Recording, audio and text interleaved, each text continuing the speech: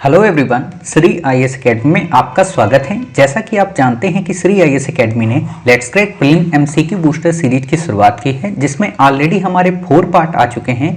ये हमारा पार्ट 5 है। हमने अपने 4 पार्ट के माध्यम से लगभग 200 प्लस एमसीक्यूज को सॉल्व किया था, अर्थात 200 प्लस फैक्ट के बारे में हमने जानकारी ली थी कि किस तरीके से यूपीएससी हमसे क्वेश्चन पूछ सकती है।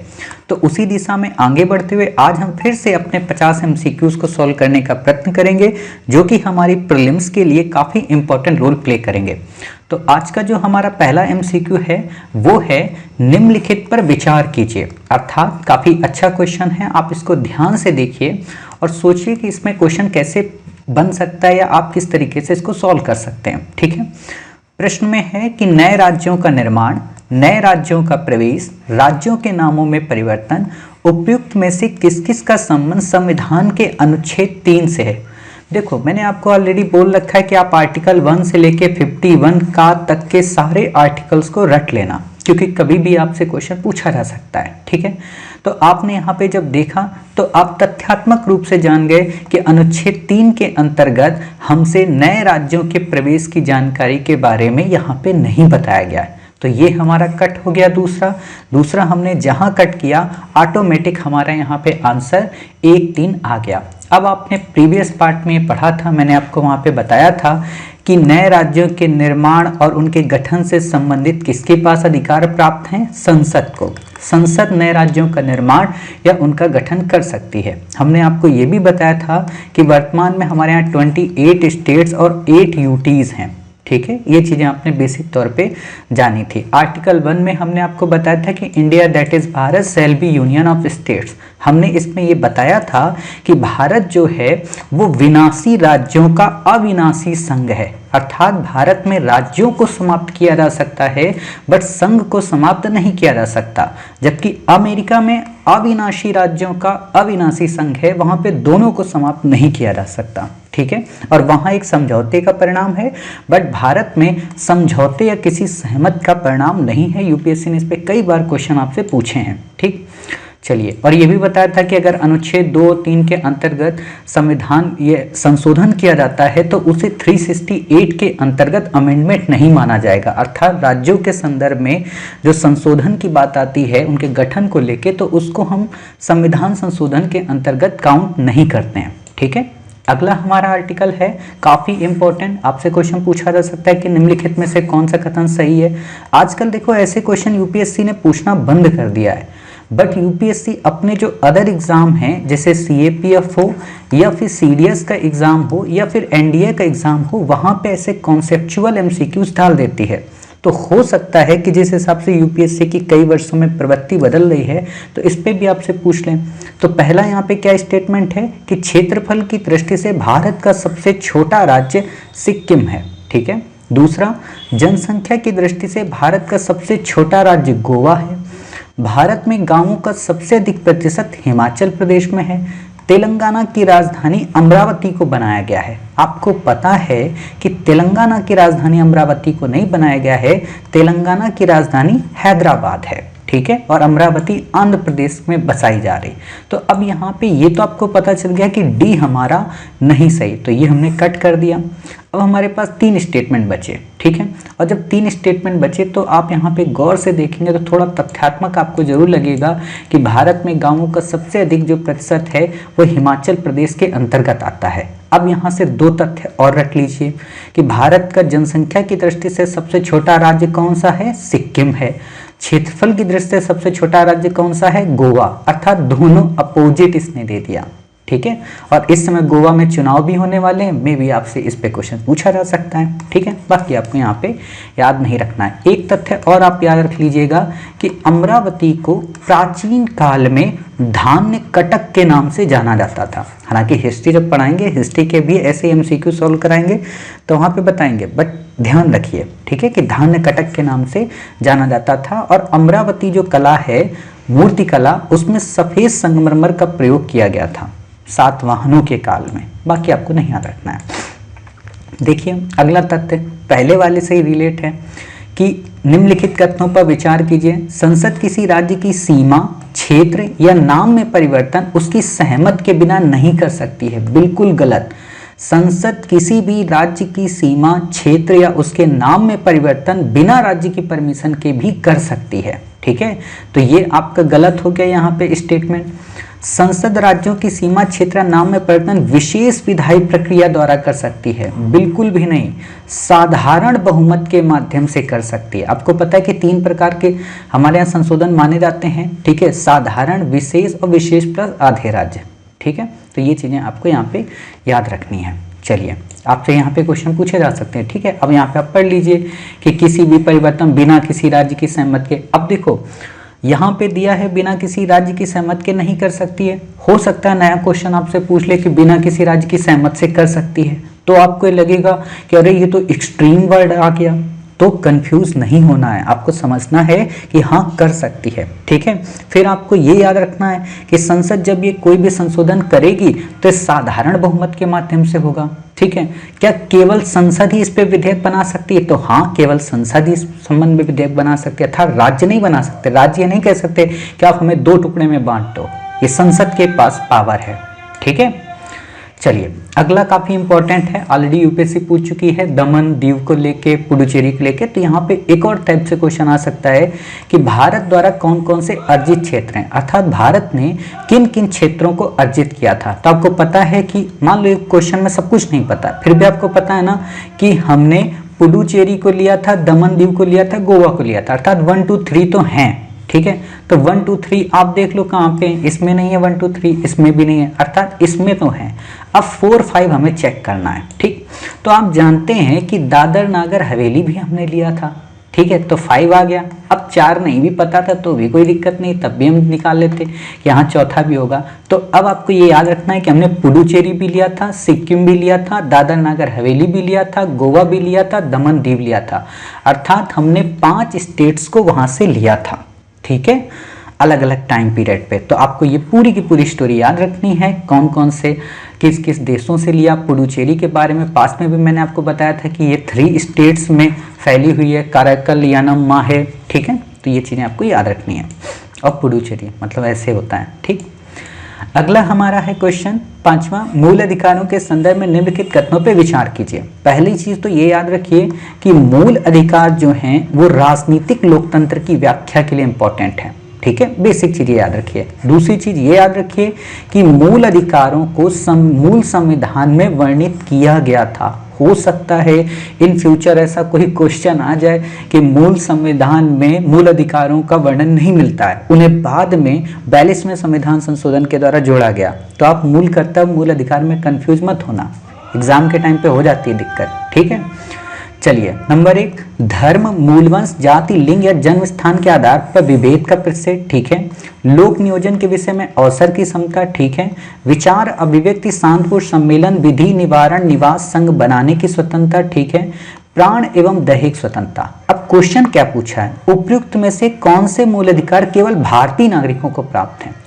अब आपको अगर ये सब नहीं भी पता है तो भी आपको एक फैक्ट क्या पता है, मैंने प्रीवियस पार्ट में बताया था कि 15, 16, 19, 29 और 30 ये 5 आर्टिकल केवल और केवल भारतीयों को प्राप्त हैं। हो सकता है आपको इनमें कोई ना पता हो, लेकिन एक तो पता होगा ना 19 कि तीसरा तो भारतीयों को है और विदेशियों को नहीं। तो देखो तीसरा किसमें, इनमें है, तो एक हमारा कट गया। ठीक, अब आपको ये पता है कि प्राण एवं दैहिक स्वतंत्रता आर्टिकल 21 में है। तो क्या 21 केवल भारतीयों को है? नहीं, ये भारतीय और विदेशी दोनों को है। तो ये चौथा जहां जहां हो वहां पे कट कर दो, ये चौथा कट कर दो, अपने आप आपका आंसर आ गया। इसी को बोलते हैं ट्रिक्स और टैक्टिक्स के माध्यम से एमसीक्यू को सॉल्व करना। दिखने वाले जटिल से जटिल एमसीक्यू को आप साधारण रूप में पूरी तरह से सॉल्व कर सकते हैं। ठीक है, तो इतनी बात हम समझ गए। अब आपको जब ये पता चल गया कि केवल भारतीयों को प्राप्त है, आगे क्वेश्चन ये पूछ सकता है कि कौन कौन से मूल अधिकार भारतीय व विदेशी दोनों को प्राप्त हैं। ठीक है, तो आपको पता होना चाहिए कि प्राण एवं दैहिक स्वतंत्रता का संरक्षण दोनों को प्राप्त है। ठीक है, चलिए अगला देखते हैं क्वेश्चन, ये आप पढ़ लेना है ना, 15, 16, 19, 29, 30। तो ये आपको याद रखने हैं।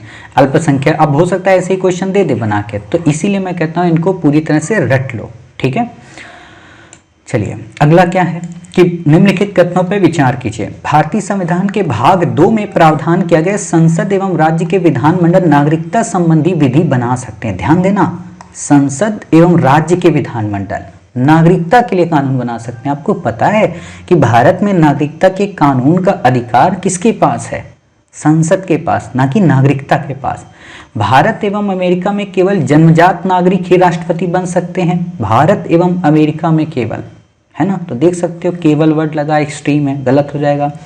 भारत, ब्रिटेन एवं अमेरिका के संविधान एकल नागरिकता का प्रावधान करते हैं। आपको पता है अमेरिका एकल के प्रावधान नहीं करता, अर्थात इसमें पूछा कौन सा सही है, तो तीसरा तो गलत है, हमने कट कर दिया। पहला हम देख रहे हैं ये भी गलत लग रहा है, दूसरे पे हम सोच सकते हैं कि क्या हो सकता है, लेकिन एक्सट्रीम वर्ड है तो इसको भी कट कर दो। अर्थात आपका यहाँ पे आंसर आया डी, क्योंकि तीनों के तीनों गलत हैं। ठीक, अब यहाँ पे क्वेश्चन आपको याद रखना है कि नागरिकता के संदर्भ में केवल संसद को ही कानूनी अधिकार है। जैसे मैंने अभी एक दिन एक देवी ने मुझे फोटो भेजी थी, जब वो एक क्लास सुनती हैं तो उसका सिनॉप्सिस नोट्स बना लेती हैं, बड़ा अच्छा लगता है कि उन्होंने बनाया है। तो आप भी कोशिश करिए कि सिनॉप्सिस ऐसे लिख लिया करो, एक एक लाइन, कि नागरिकता से संबंधित केवल संसद को अधिकार प्राप्त है। तो जब आप सुबह उठें या किसी भी टाइम पे पढ़ेंगे तो आपको रिवीजन करने में बड़ी आसानी रहेगी। ठीक है, अमेरिका में केवल जन्मजात ही नागरिक राष्ट्रपति बन सकता है, बट इंडिया में जन्मजात पर नेचुरल यानी कि बाद में भी नागरिकता प्राप्त करके बन सकता है। अगला टॉपिक हमारा नागरिकता ही है। ठीक है, भारत और ब्रिटेन में एकल नागरिकता है, बट अमेरिका व स्विट्जरलैंड में दोहरी। इस पे भी क्वेश्चन पूछा जा सकता है कि भारत एवं ब्रिटेन के संविधान में कौन सी बात एक समान है, तो आपको दे देगा दोनों में एकल नागरिकता का प्रावधान है, दोनों में संसदीय व्यवस्था का प्रावधान है, तो आप कहोगे संसदीय सही है, एकल सही है। आपको दे सकता है कि दोनों में राष्ट्र के प्रमुख को निर्वाचित किया जाता है, तो गलत हो जाएगा, है ना, क्योंकि वहाँ महारानी है, वो जन्मजात होती हैं। ठीक है, तो ये ध्यान रखना। चलिए ये क्वेश्चन आपको रटना है, ठीक है, कि ये वैसे पूछेगा नहीं, बट आपको अगर पता है कि कौन आए कौन गए तो आप इन चीज़ों को समझ सकते हैं और उससे आपका यह आंसर हो जाएगा। ठीक है, नागरिकता से संबंधित बातें हैं तो आप इसको उस हिसाब से रट लीजिएगा। ठीक है, बाकी इसमें बताने की कुछ ज़रूरत है नहीं। अब यहाँ पे देखो याद करने का तरीका क्या होता है। ठीक है, याद करने का तरीका होता है कि जिसका पाकिस्तान से भारत में प्रव्रजन, मतलब जो लोग पाकिस्तान से भारत आए वो 6 में थे, जो भारत से पाकिस्तान गए, ठीक है, और बाद में लौट आए वो 7 में है। ठीक है, बाकी 8 में बाहर ही रहते हैं, तो ऐसे आप याद कर सकते हो। संसद को नागरिकता बनाने का अधिकार है। अब आपको क्वेश्चन क्या पूछ सकता है कि भारतीय संविधान में कहीं पे भी ये उल्लिखित नहीं है कि नागरिकता के संदर्भ में संसद कानून बना सकती है, तो आप कहोगे गलत, दिया है आर्टिकल 10 में। ठीक है, नागरिकता के अर्जन से संबंधित विधियां कौन बनाएगा, आपको पता है, संसद। ठीक है, क्या संसद की शक्ति को कम किया जा सकता है, तो बिल्कुल भी नहीं कम किया जा सकता है। ठीक है, किस बहुमत के तहत करेगी, साधारण बहुमत के तहत करेगी। ठीक है, तो आप ये चीजें देख सकते हो। बात आती है नागरिकता संबंधी 1955 अधिनियम प्राप्त करने संबंधी कुछ प्रावधान है, कौन सा इसमें शामिल नहीं है, अर्थात किसी भी भारतीय नागरिक को नागरिकता जब प्राप्त होती है तो किन तरीकों पे, तो पता है कि जन्म के आधार पे होती है, वंश के आधार पे होती है, ठीक है, पंजीकरण के आधार पे होती है, राष्ट्रीयकरण के आधार पर होती है क्या, नहीं भैया, राष्ट्रीयकरण के आधार पे नहीं होती है। आप इंडिया के हैं कि कहाँ के, इससे कोई मतलब नहीं है। ठीक है, इंपॉर्टेंट है कि आप जन्म से हो, by birth, bye decent, bye registration. ठीक है, तो ये आपको याद रखना कि राष्ट्रीयकरण पे नहीं है। अब वही होता है जब बच्चे नहीं पढ़े होते हैं, आसपास के चुनावी माहौल को देखते हैं तो उनको लगता है होगा राष्ट्रीयकरण, तो गलत कराएंगे। आपको याद रखना है कि भारत में 5 तरीके से नागरिकता प्राप्त की जाती है, एक जन्म से, एक वंश से, एक पंजीकरण से, एक देशीकरण से और एक राज्य क्षेत्र के समावेशन के द्वारा। ऑलरेडी मैंने आपको अपनी इंडियन पॉलिटी के नोट्स में पढ़ाया है, डिटेल में पढ़ाया है ना, तो इसलिए यहाँ MCQ के हिसाब से पढ़ रहे हैं। ये आपको नहीं याद रखना। पहले ये क्वेश्चन पूछा जाता था क्राइटेरिया को लेके, बट अब क्वेश्चन नहीं पूछा जाता। अब यहाँ पे 2 चीज़ें आ गई हैं तो उनको मैं बता देता हूँ। जैसे 8वीं अनुसूची आ गई, ठीक है, तो मैंने आपको बताया था कि जो 8वीं अनुसूची है वो किस चीज़ से संबंधित है, भाषा से। ठीक है, इसमें भाषाएं हैं। 7वीं जो अनुसूची है वो किससे संबंधित है, इसमें 3 अनुसूचियां, संघ सूची, राज्य सूची, समवर्ती सूची, अलग अलग उनके विषय हैं। भाषा मैंने बोला था संविधान में 14 मूल हैं, बाद में 3 अमेंडमेंट 21, 71, 92 के द्वारा 8 भाषाएं जोड़ी गई, तब जाके 22 हुई। खास बात ध्यान रखना, उन 22 भाषाओं में अंग्रेजी भाषा शामिल नहीं है। ठीक है, ये बात याद रखना आप। बाकी आपको यहाँ नहीं याद रखना। आपको 2-3 चीज़ें और फैक्ट रख लो, चाहे शास्त्रीय हमारे यहाँ जो संगीत हैं वो 2 हैं, ठीक है। हमारे यहाँ जो शास्त्रीय भाषाएं हैं वो 6 हैं, ठीक है। हमारे यहाँ जो शास्त्रीय नृत्य हैं वो कितने हैं, 8 हैं, ठीक है। हमारे यहाँ बस यहाँ पे और क्या बताना है, मैं शास्त्रीय भाषा भी बताने वाला था। शास्त्रीय मैंने आपको बता दिया, संगीत 2 है हमारे यहाँ, है ना। भाषा जो हमारे यहाँ 6 हैं और नृत्य जो हमारे यहाँ 8 हैं, ये याद रखना इनको, ठीक है। तमिल तेलुगु 4 तो नीचे की हो गई, 2 ऊपर की हो गई, संस्कृत और उड़िया आपकी, ठीक है। चलिए अब ये चीज़ें कुछ भी मत याद रखिए। अब यहाँ पे ये चीज़ें कुछ मत याद रखिए, पहले क्वेश्चन ऐसे आते थे बट अब क्वेश्चन ऐसे नहीं पूछे जाते हैं, तो इसलिए आपको यहाँ पे इनको याद नहीं रखना है ना। बस इतना याद रखिए कि भारत में नागरिकता खोने के 3 कारण हैं, या तो खुद से अपनी मर्जी से आप कर दो, या तो आपको बर्खास्त कर दिया जाएगा, या तो आपको वंचित कर दिया जाएगा। वंचित कब किया जाता है, कई बार होता है कि आप गलत डॉक्यूमेंट्स सबमिट कर देते हैं। बर्खास्त तब कर दिया जाता है जब आप दूसरे देश की नागरिकता ले लेते हैं, ठीक है, और बताते भी नहीं। तो ये सारी चीज़ें हैं। भारतीय विदेशी नागरिकता कार्ड होल्डर, ये अगले वाले में बताएंगे, हालांकि ये आपसे पूछेगा नहीं, आपको इसे याद रखने की ज़रूरत नहीं है, ठीक है। तो इस तरीके से आज के हमने अपने 10 MCQ सॉल्व किए और उन 10 MCQ के माध्यम से काफ़ी सारे नए तथ्यों को जानने का प्रयत्न किया, जिसमें चाहे तथ्य की बात हो आपकी संसद की पावर को लेके, ठीक है, या फिर बात हो नागरिकता की बात हो, या फिर फंडामेंटल राइट के बारे में बेसिक बातें हो। अब 3-4 बातें हम थोड़ी और इम्पोर्टेंट आपको बता दें ताकि आपका भी टाइम लगे कि हाँ आपका टाइम सही से यूटिलाइज हो गया है, ठीक है। 3-4 बातें क्या तथ्य के रूप में, तथ्य के रूप में आपको 3-4 बातें जो इम्पोर्टेंट टॉपिक इंडियन पॉलिटी में आपको याद रखने हैं अगले कुछ समय में प्रीलिम्स में जो आ सकते हैं, वो है अविश्वास प्रस्ताव पत्र के बारे में आपको पता होना चाहिए बेसिक, ठीक है। साधारण बहुमत के अंतर्गत किस किस को किया जाता है, विशेष बहुमत के अंतर्गत, ठीक है। आपातकाल के बारे में आपको पता हो, संवैधानिक संशोधन जो काफ़ी इंपॉर्टेंट है वो पता हो, हालांकि हम काफ़ी सारे संवैधानिक संशोधन यहाँ पे रटवा ही देंगे आपको, तो आपको किसी प्रकार की दिक्कत आएगी नहीं, ठीक है। तो इतनी तरीके से ये कुछ 4-5 टॉपिक आप याद रखिए। अब यहाँ पे कुछ इंपॉर्टेंट फैक्ट और आपको बता देते हैं ताकि वो चीज़ें आपके लिए एग्जाम में आगे काम आ सकें, ठीक है। तो आप ये याद रखिए कि राष्ट्रपति के पास जो अध्यादेश की पावर है वो 6 महीने तक होती है, ठीक है। दूसरा आप ये याद रखिए 1909 के अधिनियम में पार्लियामेंटो सुधार के माध्यम से पृथक निर्वाचन व्यवस्था की शुरुआत हुई। 1919 में उत्तरदायी शासन की व्यवस्था की शुरुआत हुई, ठीक है। 1919 में ही ली आयोग के गठन की बात की गई, ठीक है। आपको ये भी याद रखना है कि 1919 के अधिनियम में प्रांतों को 2 भागों में बांटा गया, 2 विषयों में, हस्तांतरित और आरक्षित, और इसी को द्वैत शासन कहा गया। इसी में केंद्र में द्विसदनी व्यवस्था की शुरुआत की गई। लेकिन 1935 के अधिनियम में क्या हुआ कि केंद्र में द्वैत शासन आ गया और प्रांतों में स्वायत्तता आ गई और प्रांतों में द्विसदनी व्यवस्था की बात की गई। गवर्नर जनरल को अवशिष्ट शक्तियां प्राप्त हो गई, ठीक है। 1861 के अधिनियम में पोर्टफोलियो प्रणाली की शुरुआत हुई, विभागीय व्यवस्था की शुरुआत हुई, ठीक है। इसके अलावा 1858 के अधिनियम में board of control and court of directors की समाप्ति हो गई और भारत सचिव के पद की नियुक्ति हुई। भारत के प्रथम वायसराय कैनिंग बने थे। भारत के प्रथम governor general Lord William Bentinck बने थे, मैंने उस समय हेस्टिंग बोला था, ठीक है। बंगाल के प्रथम गवर्नर जनरल वॉरेन हेस्टिंग बने थे, जिनका संबंध कहीं ना कहीं आगे चल के आप स्थायी बंदोबस्त में भी देखते हैं, ठीक है। तो ये बेसिक चीज़ें आप कुछ तथ्य जान गए। आपसे यहाँ पे क्वेश्चन पूछा जा सकता है। 1773 का अधिनियम मैंने आपको बताया था, 1784 बताया था, आपको बोला था कुछ चार्टर अधिनियम आए थे, 1793 आया था, 1813 आया था, 1833 आया था, 1853 आया था, ठीक है। 33 में पूर्णतः केंद्रीकरण हो गया था। 33 के दौरान ही सती प्रथा वगैरह इनके कानून आए थे, ठीक है। 53 में विधायी शक्तियों को 2 भागों में बांट दिया गया था, खुली प्रतियोगिता की बात की गई थी, सिविल सेवा की। 13 में क्या हुआ था, एकाधिकार को समाप्त कर दिया गया था, चाय और चीन के साथ व्यापार बना रहेगा, बस इतनी बात कही गई थी। एजुकेशन 1 लाख रुपए खर्च की बात की गई थी और साथ ही इसमें ईसाई मिशनरियों के भारत में प्रचार करने की स्वतंत्रता दी गई थी। 33 में पूर्ण एकाधिकार समाप्त कर दिया गया और भी कंपनियों को भारत में व्यापार करने के लिए कहा गया। बस इतनी तथ्य आपको याद रखने हैं, ठीक है।